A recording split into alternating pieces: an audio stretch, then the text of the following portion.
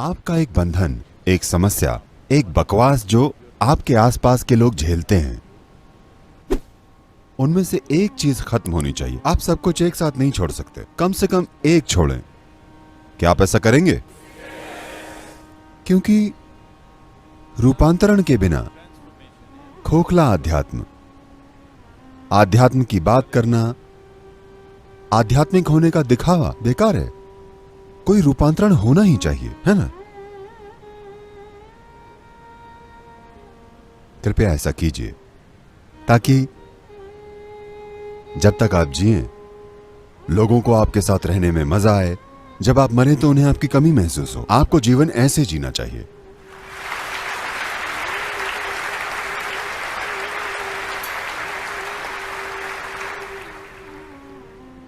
एक दिन शंकरन पिल्लई की बीवी was particularly incensed. नाराज थी,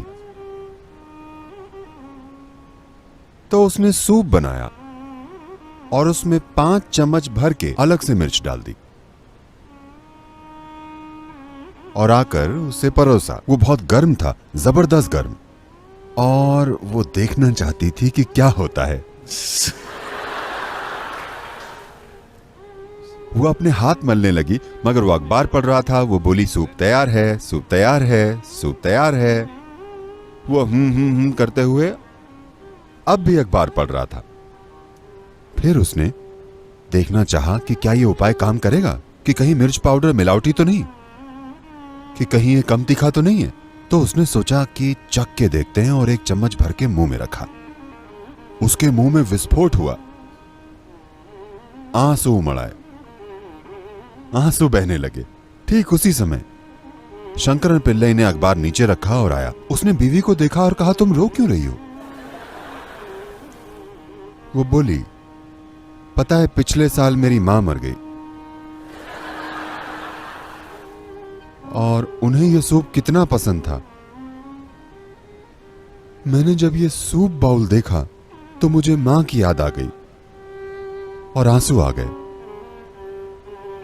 अच्छा ऐसा है, कोई बात नहीं, क्या कर सकते हैं, हम सब कभी ना कभी अपने माँ बाप को खो देते हैं, कोई बात नहीं। और शंकरन पिल्लई सूप के साथ फिर अखबार में घुस गया और अखबार पढ़ते हुए उसने मुंह में सूप रखा। वो डायनामाइट की तरह फटा, क्योंकि उसने पूरा चम्मच पिया था। उसकी आंखों में आंसू आ गए। फिर वो आई और बोली, अरे तुम भी मेरी मां को लेकर भावुक हो गए?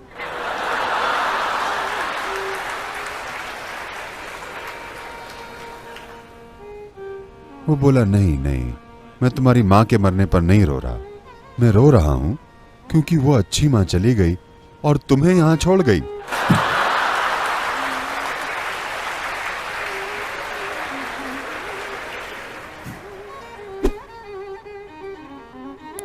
ये जीने का तरीका नहीं है।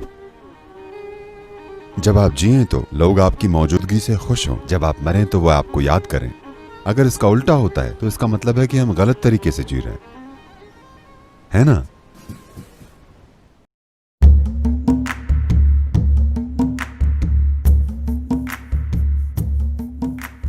Shiva, Shiva, Shiva, Shiva.